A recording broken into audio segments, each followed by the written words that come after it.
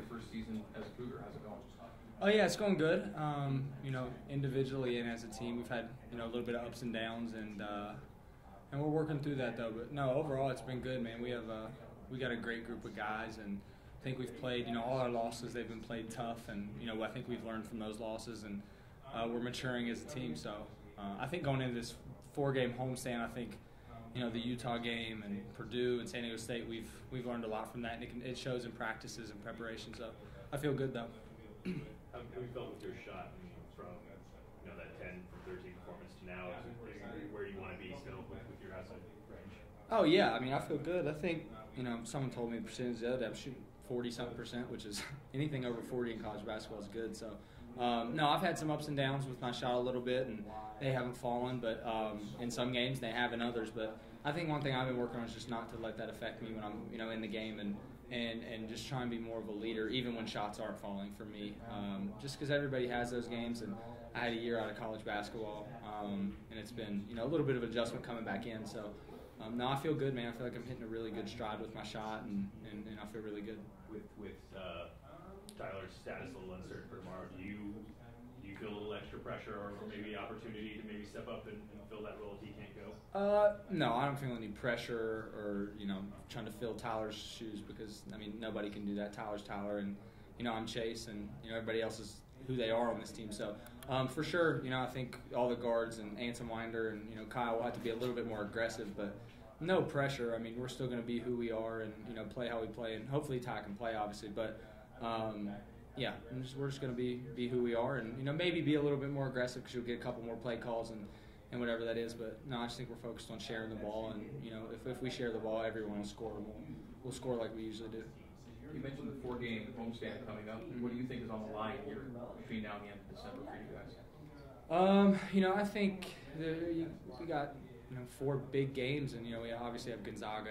We don't want to look forward to that, but we got Stanford coming in as a big team, in UMass as well. And I think not beating Purdue, Utah, and San Diego State, 2 ranked teams, I think just for NCAA tournament purposes, you want to get a big win with a good RPI win, and win at home for sure. But I don't think we really think anything's on the line or feel any pressure or anything like that. At least in the locker room and the coaching staff, that's not the feel. But I think we know what we can do. We've learned from our losses, and we're going to come out here and play. So we look at it like every day's a new day. We come out, work hard, and one thing we always know is everyone plays as hard as they can on our team. So there's no love lost there. But yeah, it's a big 4-game homestand now.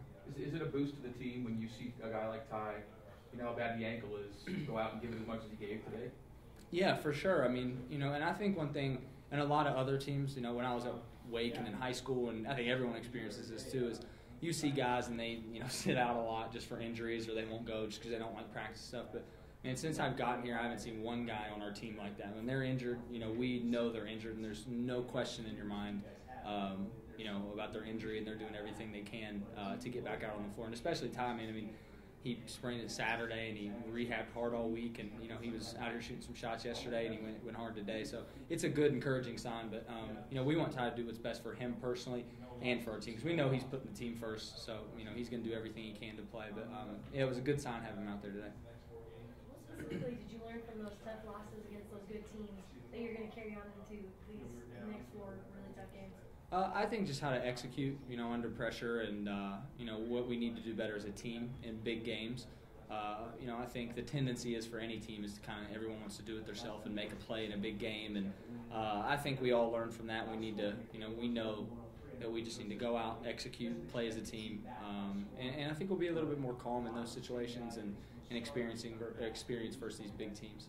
I think it was after the Utah game, Coach said he's looking to the captains in particular to help you guys get right for Weber State. You guys came out and played really well.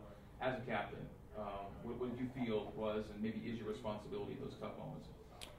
Yeah, for sure. I think, some of the coaches came to me as well, and I instantly felt it myself, and Kyle and Ty right after the Utah game, is we need to kind of take it on our shoulders and get the energy going every day in practice. And we talked a lot about urgency and just being urgent on plays. And going into Weber, it's no easy place to play.